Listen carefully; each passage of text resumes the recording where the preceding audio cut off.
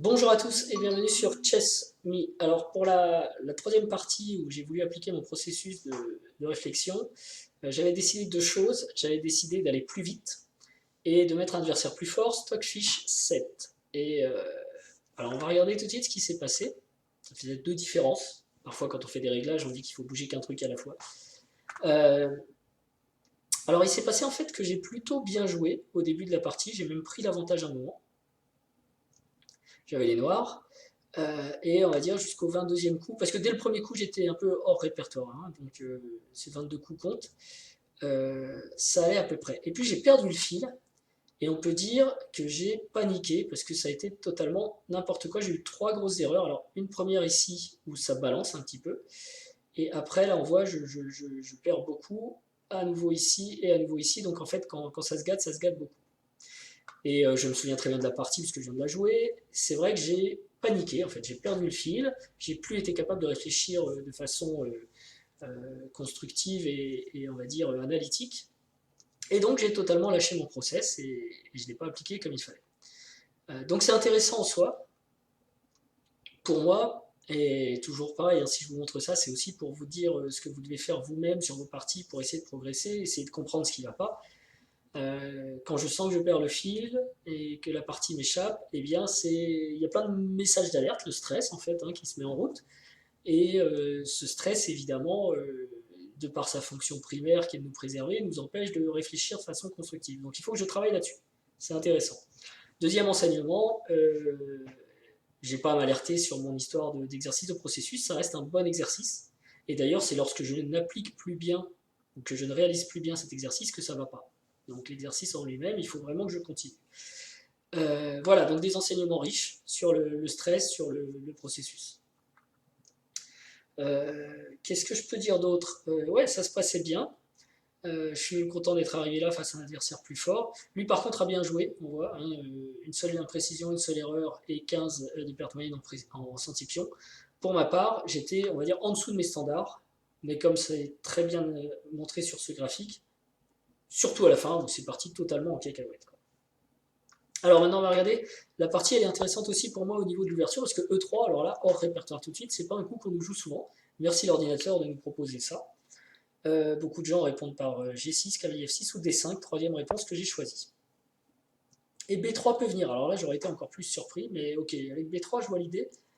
Et d'ailleurs, du coup, ok, il faudra que je regarde un peu ça. Il a joué D4, qui ramène à une partie du pion dame, un système call peut-être. Ah, j'aurais dû aller dans le système call, j'ai pas pensé. Je me suis dit, tiens, je vais jouer un,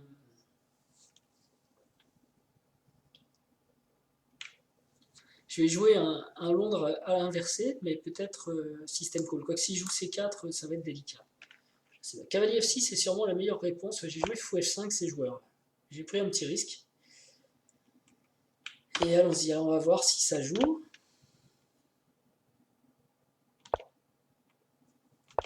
Tout ça, c'est à peu près normal.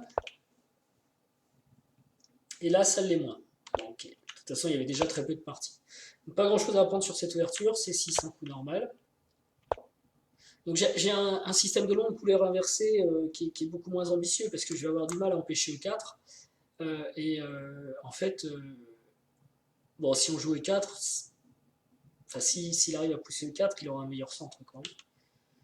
Donc là, cavalier F6 ou fou D3, j'ai joué fou D6, bon, c'est pas non plus un mauvais coup, l'ordinateur n'hurle pas au niveau tactique. Je cherche à voir si je pouvais améliorer des choses sur le début. Mais je vais analyser cette histoire de 3, je vais essayer de me trouver une variante. Mais ça peut varier. C'est intéressant le 3, parce que ça peut emmener tellement de différences. J'aurais peut-être dû jouer C5 en fait. Bon, je vais regarder.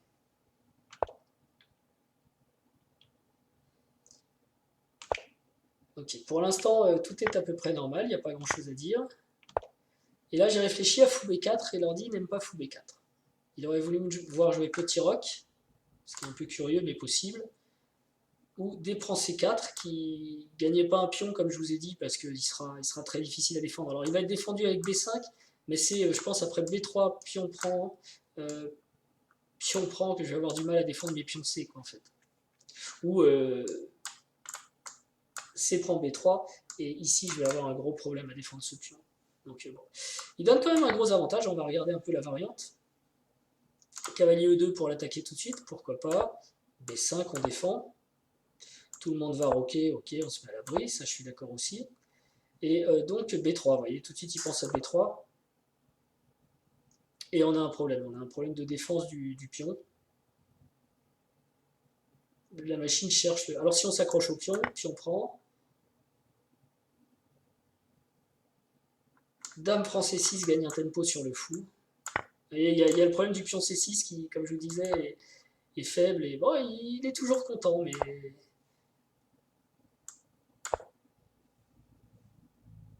Ah,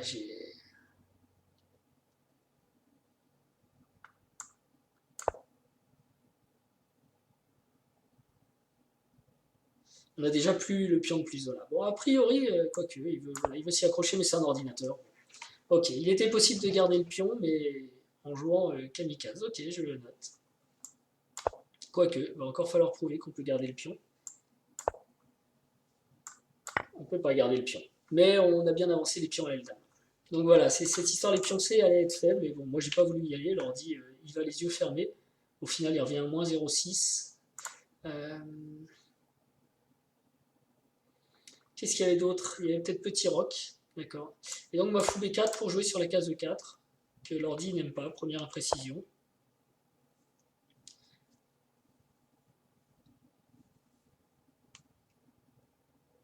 Dame E7, ça va, c'est assez logique. Fou prend C3, je pense que l'ordi ne se plaint pas forcément.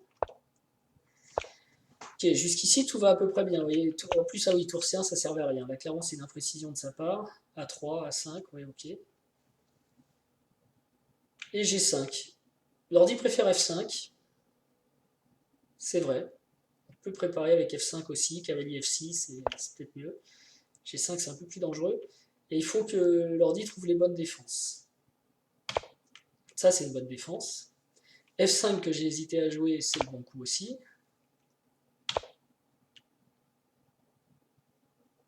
Ah là là, ici il fallait jouer G4, j'ai pas osé. G4 était gagnant. Je l'ai en plus envisagé. Et Roi F7, il dit que c'est une erreur, mais c'est le deuxième coup de l'ordi. Donc c'est une erreur parce que c'est G4 qui est le bon coup, quoi. Roi F7, c'est pas non plus une erreur en soi.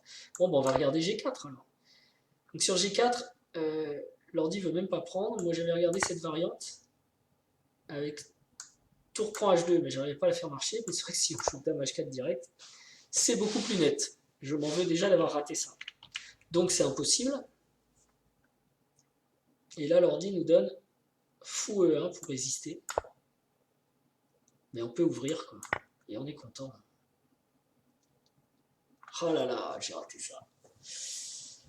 J'ai vraiment un problème d'attaque du roi, quoi. J'amène des positions où il y a des coups et je les joue pas. Et c'est fou que j'ai d'avoir calculé tour prend H2, mais pas tout simplement dame H4, quoi. Enfin, pas là, mais ici. Ok, bon bah je rate un coup gagnant, c'est clair. Roi F7, c'est pas perdant, on équilibre. C'est prend des 5, c'est prend des 5. Là, j'ai commencé à paniquer un petit peu parce que j'ai eu peur pour ce pion. Alors, cavalier E, F6, c'était mieux. Cavalier D6, c'est pas la fin du monde, il nous met égal. Cavalier F6, ok. Fou B4, bon coup.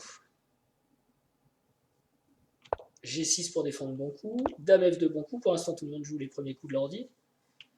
Tour à D8, Dame C7, A5, il hésite. A5 aussi, ouais, j'en ai parlé. Bon, tour à D8, bon coup. A4, meilleur coup. Et là, tour D7 ou Dame D7. Dame D7 pour déclouer, oui, pas mal. Qu'est-ce que j'ai joué ici? Ah, j'ai voulu déclouer le roi. Et je pouvais déclouer la dame. J'avais le choix entre les deux. Alors déclouer la dame, c'était mieux. Tour H5.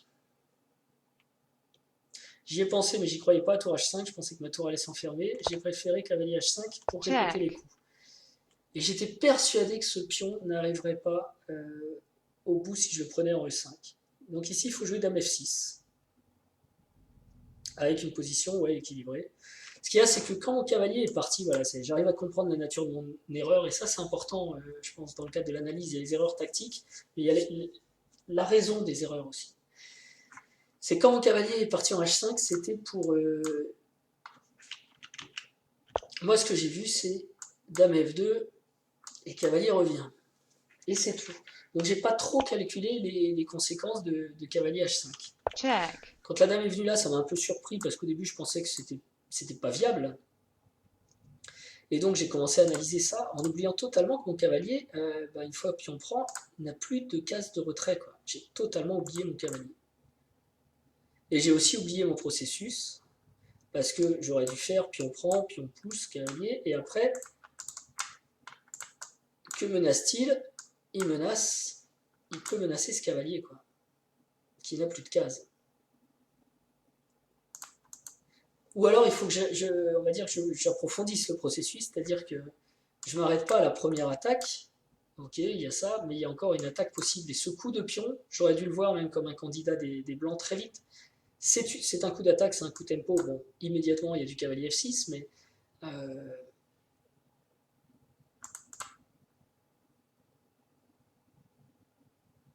c'est un coup tempo qui doit être vu dans la position. Je ne l'ai pas vu du tout. Et c'est pour ça que j'ai joué donc la gaffe, dame prend, pion prend. Parce que maintenant, voilà, mon cavalier n'a plus de case de fuite. Il a que celle-ci, mais il n'ira pas loin. Il est perdu direct. Donc il a plus de case de fuite. Et ça, je l'ai totalement raté. C'est la gaffe que j'ai jouée. Donc ici, j'aurais dû jouer dame F6. Alors, il n'a plus de case de fuite non plus, on va me dire.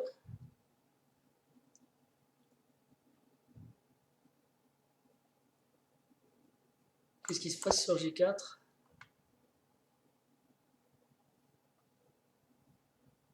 Ah oui, mais la dame non plus n'a plus de case de fuite. Si, elle a encore une case.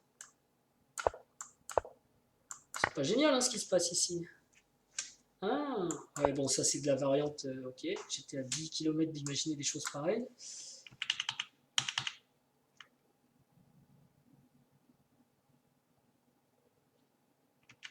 Ouais, ça restait difficile. C'est déjà cavalier F6 pour moi. Cavalier H5, c'est la vraie erreur parce que j'ai pas vu les conséquences de dame E5. Elles sont quand même assez graves. Et roi F7, alors tranquillement. Mais ça va être dur après E4. Tout va être ouvert sur mon roi. Donc je pense que les noirs vont perdre là. Okay. Check. Mon dame prend erreur totale à cause d'un oubli d'une pièce, on va dire, que l'ordinateur, lui, n'a pas oublié. Alors pour le coup, là, l'ordi a bien joué, super bien joué toute cette séquence.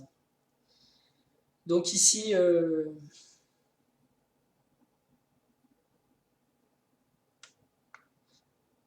bon, il dit cavalier G3, c'est faute, mais enfin, on est humain, on essaie de sauver la pièce quand même.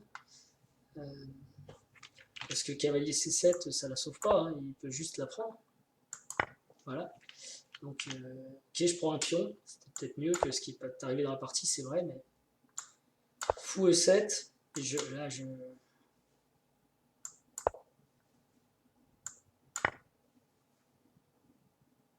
cavalier C7, là, erreur totale de processus, je vérifie rien, je regarde pas les tempos, là j'étais totalement déconcentré. Ok, bon bah écoutez, troisième partie instructive, c'est bien, les deux premières m'ont appris que le processus me faisait mieux jouer, la troisième m'apprend que si je n'applique pas le processus, je joue très mal, et en plus, j'ai ce petit aspect panique qu'il faut que j'arrive à contrôler. Quand les choses m'échappent, il faut continuer à jouer quand même. Parce qu'on ne sait jamais ce qui peut se passer, surtout dans la vraie vie. Et donc il ne faut pas se désunir et jouer des plus mauvais coups. Si on joue les plus mauvais coups, c'est clair, on va perdre plus vite. Voilà. Bon, bah écoutez, je vous remercie. J'espère faire mieux la prochaine fois. Et je vous dis à très bientôt. Ciao.